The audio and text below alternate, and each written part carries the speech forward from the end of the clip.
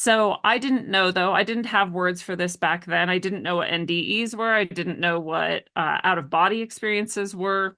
All I knew is that all of a sudden I was leaving my body and leaving my house and leaving Earth, and I was in what seemed to me like a ship.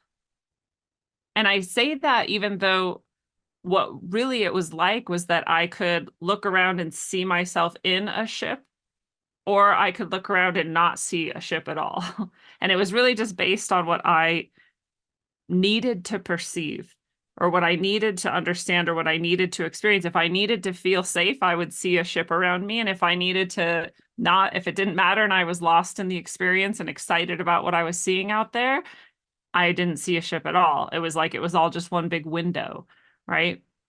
So I was floating through the solar system, and I saw Earth, I saw the sun, I saw the moon, I saw Mars, I saw Jupiter, I saw Saturn, and we were moving out. And I got really excited at this point. So I was like, oh, we're going somewhere. And people ask me, who's we? Well, I knew that behind me were three of my guides and allies. And most frequently, in many of my experiences since then, these are the three guides and allies that are behind me in these types of experiences. But I didn't know them well at that time. And so I didn't know, I knew I was just with beings that I trusted and loved, and who trusted and loved me. And that's all that mattered to me. So I just wasn't, I don't know, I wasn't paying attention to who they were or anything, except that we were just having this amazing experience going through the solar system. At some level of my soul, I must have known what we were doing and who I was with and what it was about, or something. And so we're going out further and further. I'm seeing eventually like nebula and star clusters and, galaxies spun out. And if people remember, this is maybe 1994 or so, and I didn't have the internet, and no one I knew had the internet. And we had seen pictures and, you get glimpses and stuff, but you don't really have this same concept, this saturation that we have now of what space looks like and what's out there and how stars look and how nebula look. And that wasn't as common as it is now to be able to see that and understand that. So this was blowing my mind. I was like, look at the colors, look at how far away things are, look at how beautiful and amazing. I was really like lost in just the splendor of the universe. And it was beyond words, just this part of it. And we're just going out further and further. And I was like, wow, I guess we're just going to keep going and looking at this whole universe. It's so beautiful. It's so amazing. And eventually we got out, and we were, whole entire galaxies are all around, and we're just going and going deeper and deeper. And finally, one of my guides, draws my attention. He says, look over here. And I realize there's this very profoundly bright light. And there are never going to be words for me to be able to describe this light. It seemed to me like it was infinite numbers, billions and billions and billions and billions of stars, way brighter than the sun, way brighter than, bigger than anything that we could imagine, but all of them very dense, just like together in this one bright light. And it took my breath away. I mean, I wasn't breathing. I had no body, but I had no ability to even respond to how beautiful this was. I was like lost in it. If there had been an actual ship, I was like up against the window, just staring at this beautiful light. It was like it was calling to me. I just wanted to be in it. I wanted to go to it and just stay there. It felt to me like home, which even now makes me emotional to say, because that feeling, I think a lot of us feel that, like there's somewhere else that isn't here that is our spiritual home. And I didn't have the words for that, but it felt like that. And my heart was called to this space, and I couldn't take my eyes off of it. And, I just understood, and maybe I was being told or shown, but it was just coming into my consciousness, like, this is the center of all things. And in my mind, I'm like, that's God. Right? Like what would be the difference between the center of all things and God? There wouldn't be a difference, right? So in my heart, in my mind, I knew like this is God. And I also saw, I mean, and understood this is actually the physical universe too. Right? Like this is the center of consciousness. This is God. This is the center of love. This is whatever you want. This is home. But it's also literally physically the center of all things, all the universe, all the stuff, all the matter, all the space, all of the stars, all of the nebula, all of the galaxies. It's right here. And then I sort of started to look beyond it. I finally could look away from the light. It was like capturing all of my consciousness. And I saw that coming out from the center was this two different sides, like a figure eight. Or if you could turn it, I understood that it would be like a, what's it called? I can't remember the word sometimes when I tell a story. The timepiece, the sand, an hourglass. If you could turn it to the side, it was like an hourglass. So the center of all things is like the point where those two sides converge. And I just understood that they're spinning in opposite directions, the two sides of the hourglass, the two sides of the infinity symbol, the two halves of what comes out of the center of all things.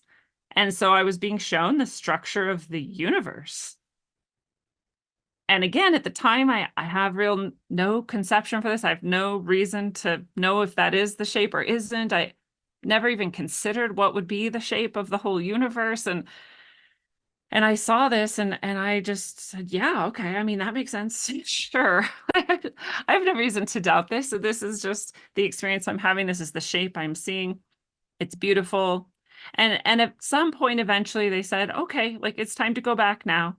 Yeah, and they pointed, and again, my attention is drawn way over. So to my perception, we're on the right side of this hourglass, or the right side of this figure eight that's coming out of the center of all things, and way out towards the end, way far away from the light, like very far from the center of all things.